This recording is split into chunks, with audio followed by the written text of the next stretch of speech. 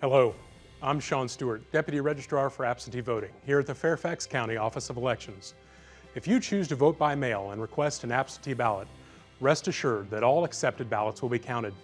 By following the instructions provided in your absentee voting packet, voting by mail is a quick and easy process. However, it is critical that you fully complete your ballot return envelope. If you have voted absentee by mail before, you are likely familiar with the personal information you're always asked to provide: your name, your voter registration address, city, zip code, and your signature. You'll see that information is still required. But I'd like to take a moment and point out that your envelope requires two additional pieces of information: the last four digits of your Social Security number and your year of birth. Due to changes in state law in 2023, these are required components of your absentee voter statement.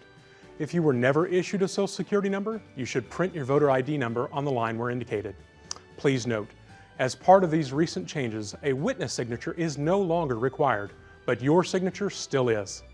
Your absentee ballot return envelope was designed with you, the voter, in mind. All required information fields are highlighted in yellow, reminding you to fill in the blank.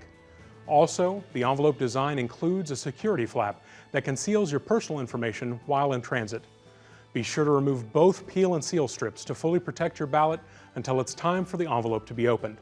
So remember, for a successful absentee ballot submission, provide all the required information, including the last four digits of your Social Security number, your year of birth, and your signature.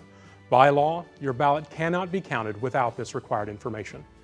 If you have any questions, please contact us at 703-324-4969 or by email at absenteevoting@fairfaxcounty.gov.